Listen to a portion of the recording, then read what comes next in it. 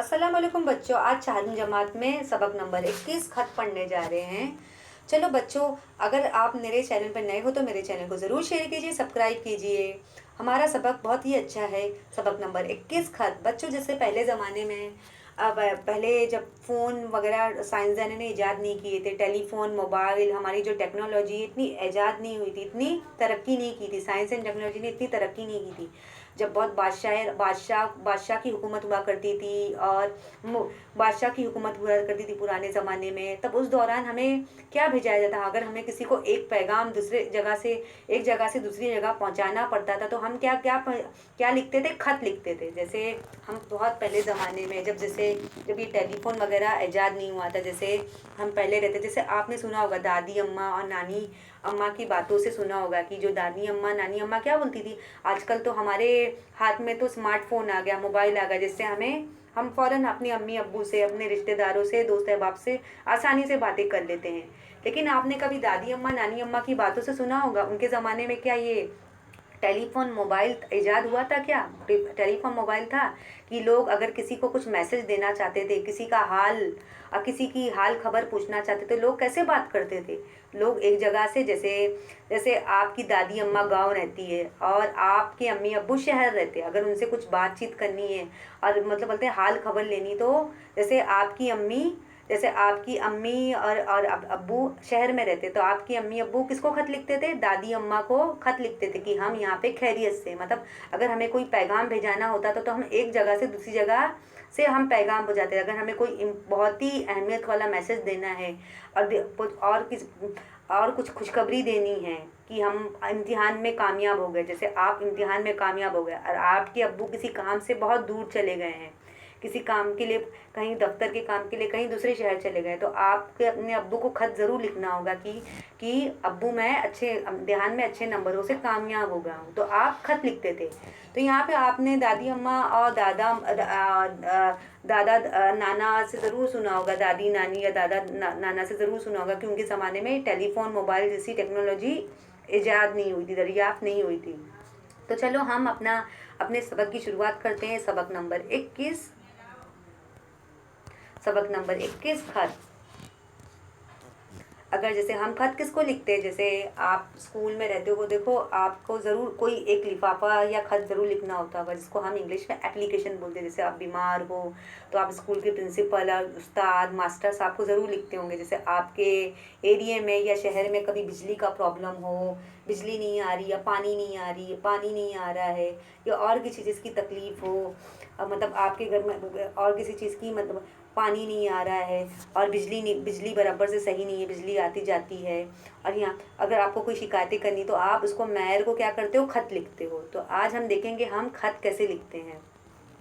सबक नंबर 21 खत। 352 इस्लामपुर अंसार रोड, मालेगांव 42 443 जिला नाशिक। तारीख 10 जनवरी 2014। प्यारी नजमा, अस्सलाम वालेकुम। अगर हमें किसी को दोस्त अहबाब को खत लिखना होता है या रिश्तेदारों को लिखना होता है तो हम अपने घर का पता पहले ऊपर लिखते कि हमारा क्या पता है, हमारा रूम नंबर क्या है, हम कहाँ रहते हैं, हम अपने मकान का पूरा पता लिखते हैं कि हम कहाँ रहते हैं। 352 इस्लामपुर अंसार रोड, मालेगांव 42 4232 जिला नाशिक। तारीख 10 जनवरी 2014। प्यारी नजमा, अस्सलाम वालेकुम। अभी यहाँ पे जो प्यारी नजमा है अस्सलाम वालेकुम करके खत लिख रही है। तुम्हारा खत मिल गया था। जवाब देने में देर इसलिए हुई कि इन दिनों हमारे इम्तिहान चल रहे थे।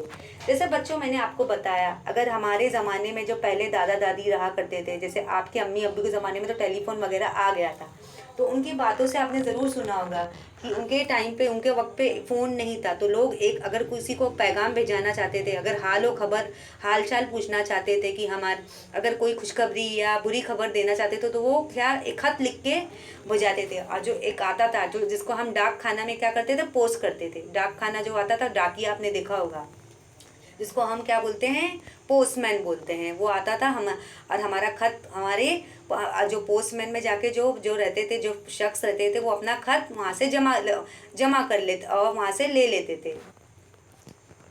तो यहाँ पे जो प्यारी नजमा है वो अस्सलाम वालेकुम बोली कि उसने खत लिखा है, तुम्हारा खत मिल गया था, जवाब देने में देर हो गई थी इसलिए कि उन दोनों हमारे इम्तिहान चल रहे थे।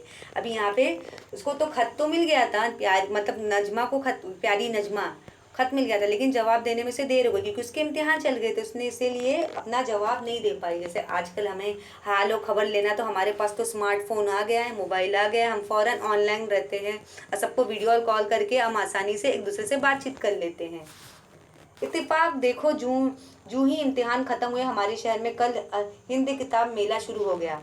अब यहाँ पे जो है वो क्या बता रही है प्यारी नजमा, मतलब जो एक लड़की है वो क्या बता रही है, हमारा इम्तिहान तो ख़त्म हो गया लेकिन अचानक से हमारे इत्तेफाक से हमारे जो शहर में किताब का मेला लग गया है। जैसे हिंद किताब का मेला लगता है, उसमें तरह तरह की कहानियों की किताबें और मज़ाहिया कहानियाँ, परियों की कहानियाँ, ये सब की कहानियाँ की किताब, राजा की कहानी, रानी की कहानी, किताबें मिलती है जिससे बच्चे पढ़ के बहुत मज़े करते हैं। इस मेले में मुल्क भर से किताब फरोश हुई है, मतलब इस मेले में क्या है, मुल्क भर की सारी किताब आई है, मतलब जहाँ हर मुल्क के रहने वाली की किताब आई है, हिंदी, उर्दू हिंदी, मजहबी, इल्मी, अदबी, और ऐसे जो रहते हैं इश्तहारात, और ये खेल से ताल्लुक़, ये सब दुनिया जान की सारी किताबें इस मेले में आई है।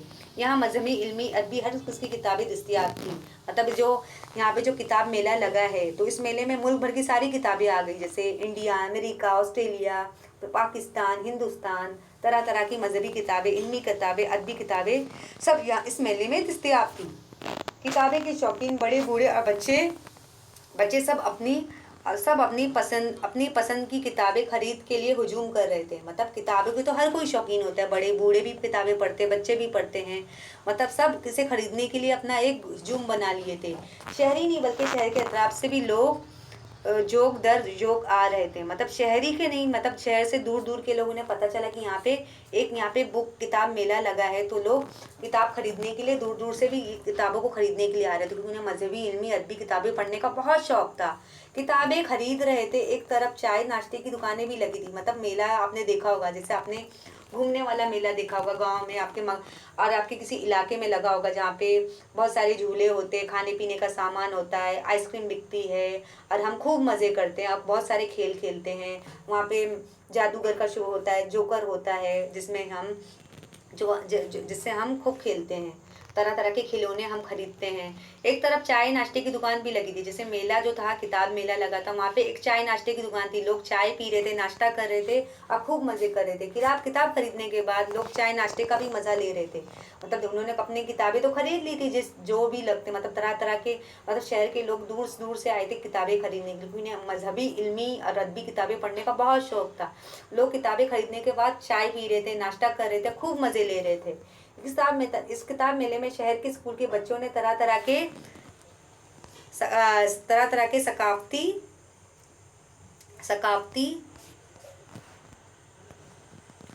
सकाफती प्रोग्राम पेश किए। एक तरफ नजम ख्वाबी का मुकाबला हो रहा था, दूसरी तरफ ड्रामा पेश कर रहे थे। मतलब इस किताब मेले में क्या लगा था, एक तरफ नजम ख्वानी का मुकाबला हो रहा था, दूसरी तरफ बच्चे ड्रामा पेश कर रहे थे। मतलब इस मेले में क्या था, एक नज़म का मुकाबला हो रहा था, जैसे जिसकी भी नज़म अच्छी होगी उसे प्राइज़ दिया जाएगा, और ड्रामा भी, मतलब और ड्रामों का भी बंदोबस्त किया था कि वहाँ पे लोग ड्रामा भी देख रहे थे। पहले दिन शहर में स्कूल के बच्चों का जुलूस निकाला गया, मतलब जिस दिन पहला दिन था शहर में स्कूल से बच्चों का क्या निकाला गया, जुलूस निकाला गया।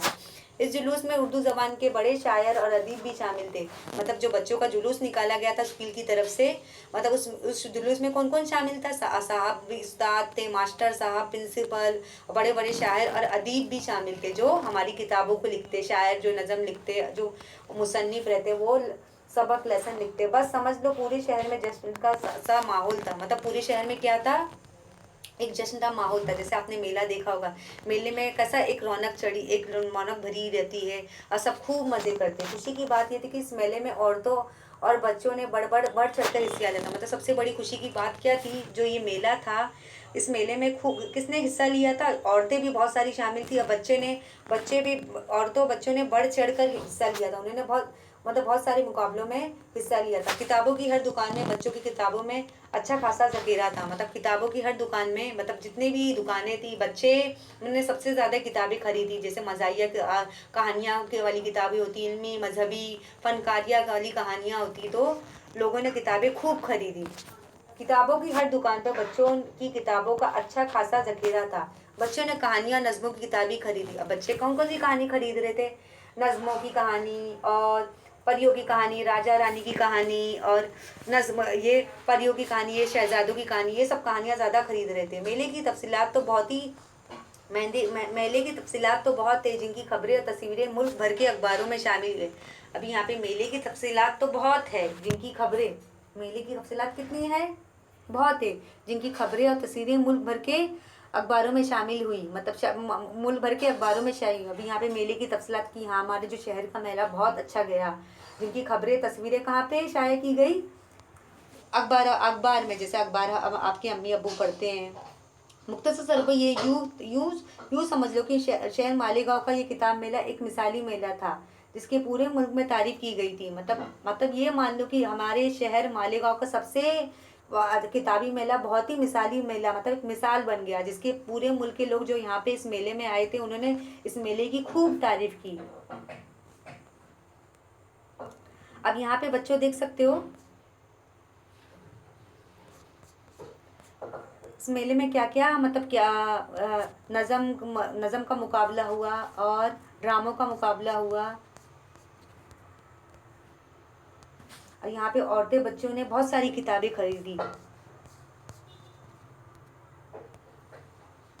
एक अंदाजे के मुताबिक इस मेले में पिछले तमाम मेलों के मुकाबले में सबसे ज़्यादा किताबें ज़्यादा फरोख्त हुई। मतलब एक अंदाजे के मुताबिक इस मेले में जो भी लोग आए थे, मतलब यहाँ पे जो आए थे, यहाँ पे सबसे ज़्यादा मतलब किताबें खरीदे। मैंने भी कहानियों की चंद किताबें खरीदी। अभी यहाँ पे जो लिख रही है लड़की, जो लिख रही है, वो क्या बोल रही कि मैंने भी इस मेले से कुछ किताबें खरीदी, चंद किताबें।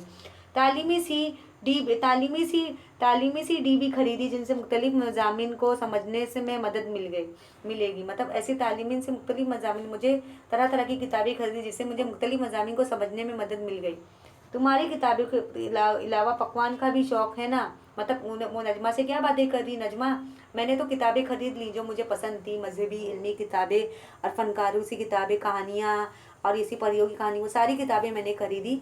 लेकिन तुम्हें किताबों के अलावा पकवान का भी बहुत शौक़ है, जैसे हमें खाना बनाने का शौक़ होता है ना। अब एक खाना बनाने वाली भी कहानी, एक खाना बनाने वाली भी एक किताब आती है, जिसमें तरह तरह के पकवान की तरकीबें दी रहती कि हमें कौन सा पकवान किस तरकीब से बनाना है, कैसे बनाना है। मैंने तुम्हारे लिए पकवान की एक किताब खरीदी है। जैसे आप किताब खाना देखोगे, उसमें देखो तरह तरह की किताबें होती है, इल्मी होती है, मजहबी होती है, फनकार वाली होती है, खेल से ताल्लुक़ वाली रखने वाली किताबें होती है, कहानियाँ होती है, नज़में वाली कहानियाँ होती है, और बहुत सारी नावल भी रहती है। तो उसने नजमा के लिए कौन सी कहानी खरीदी? पकवान वाली, क्योंकि उसे खाना बनाने का बहुत शौक़ था, जिसमें तरह तरह के पकवान की तरकीबें दी रहती कि हमें कैसे पकवान बनाने हैं।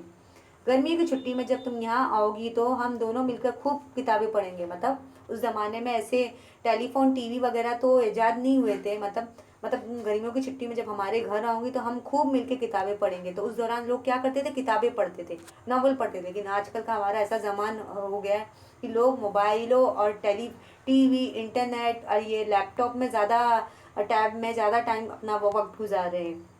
पकवान की किताब से देख देख कर हम अच्छे अच्छे पकवान भी पकाएंगे।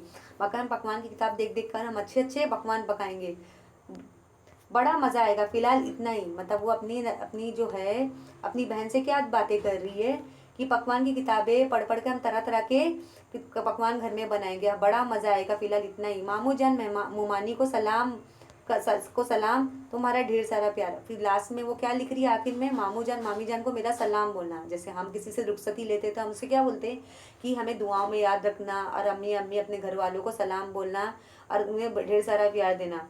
तुम्हारी प्यारी बहन और सहेली नीलोफर। मतलब जैसे हमारी जो बहन क्या रहती है, एक सहेली की जैसी रहती है, जिससे हम अपनी दिल की बातें बराबर हम उससे शेयर करते हैं, अपना सुख दुख सब कुछ बांटते हैं। तो देखा बच्चों इस सबक नंबर 21 खत में कि कैसा एक बहन जो अपनी प्यारी बहन नजमा को खत लिख रही थी, उसके साथ कैसे कैसे वाक्य, कैसे उसके दिन गुजरे। जैसे आज का ज़माना हमारा इतना स्मार्ट हो गया, इतनी हमारी जो वक्त इतना फास्ट हो गया कि साइंस एंड टेक्नोलॉजी इतनी तरक्की कर ली कि हमें खत की तो कोई ज़रूरत ही नहीं होती है। हमारे पास मोबाइल आ गया, टेलीफोन आ गया, इंटरनेट आ गया है, कंप्यूटर आ गया है, लैपटॉप आ गया जिसमें हम गेम्स खेलते हैं। हम तो कहानी किताबें तो बिल्कुल भूल ही गए हैं कि हम उसी पे हम सारा दिन मशगूल रहते हैं। तो इस समय के हम मायने भी देख लेते हैं कि मायने क्या है। मसरूफ़ होना, काम में लगना, किताब फरोश, किताबें बेचने वाला, दस्तयाब होना, मौजूद होना, मिलना, सकाफ़ती प्रोग्राम, तहज़ीबी प्रोग्राम, मतलब एक जो अरे वहाँ का बंदोबस्त किया गया हो। जश्न, खुशी, खुशी का दिन, जोश का जलसा, जैसे हमारा इधर कोई प्रोग्राम किया जाता है जश्न का। ज़ख़ीरा, ढेर, तफसीलात, तफसील की जमा, किस बात को खोलकर बयान करना, मतलब बहुत ही लंबा बयान। मिसाली, नमूना का जिसकी मिसाल दी जाए, जैसे एक मिसाली बन जाना। तो बच्चों, अगर आपको मेरा सबक नंबर 21 खत आपको पसंद आए तो मेरे चैनल को ज़रूर शेयर कीजिए, सब्सक्राइब कीजिए। शुक्रिया।